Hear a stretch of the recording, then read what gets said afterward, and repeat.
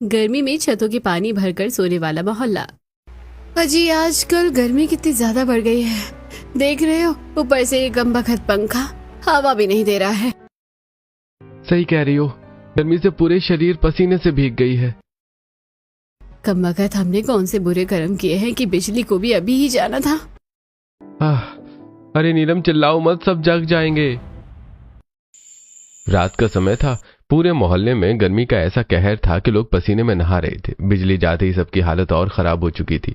कहीं बच्चे रो रहे थे तो कहीं पति पत्नी गर्मी में चिड़चिड़ा रहे थे। उसी बीच नीलम का गुस्सा अब और बढ़ने लगा था। जगते हैं तो जगने दो, क्या सिर्फ हमें ही गर्मी लग रही है क्या? इतनी देर से मैं पसीने में भीग रही हूँ और सबको बस सोने की पड़ी है।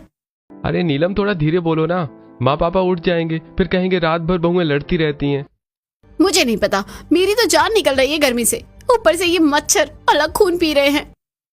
सूरज अपनी पत्नी की हालत देखकर कमरे के कोने से पुराना हाथ वाला पंखा उठा लाता है। वो नीलम के पास बैठकर धीरे धीरे पंखा से हवा देना शुरू करता है। लो महारानी जी, अब थोड़ा आराम मिलेगा।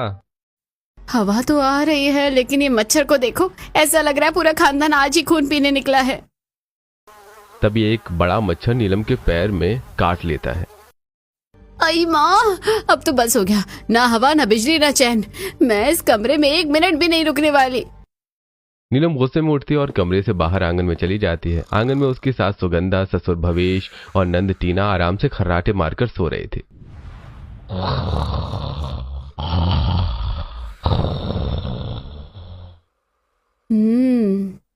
वाह रे किस्मत, यहाँ हम मरे जा रहे हैं और इन लोगों को देखो ऐसे सो रहे हैं जैसे पहाड़ों की ठंडी हवा चल रही हो।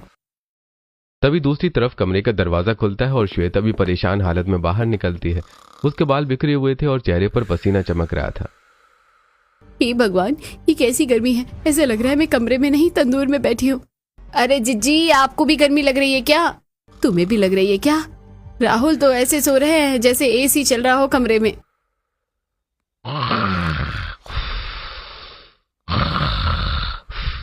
देखो ना जीजी, पुरुष लोगों को कहीं भी नींद आ जाती है और एक हम है, न गर्मी सहन होती है न मच्छर, ऊपर से बिजली भी जाने का टाइम देखती है। दोनों देवरानी जेठानी अब आंगन में बैठे बैठे खुद को हवा करने लगती हैं। तभी उनकी नजर सास, ससुर और नंद पर पड़ती है जो आराम से खर्राटे मारकर सो रहे थे। बड़ी ठंडी हवा आ रही है। हाँ, आपको तो ठंडी हवा ही लगेगी, हमारी हालत खराब हो रही है। सच में हमें बोल रही थी कि आदत डालो गर्मी की, अब देखो खुद कैसे मजे से सो रही हैं। जी चलो ना छत पर चलते हैं, वैसे भी गर्मी आ गई है, ऊपर हवा तो मिलेगी कम से कम। हाँ सही कहा, यहाँ तो दम घुट रहा है।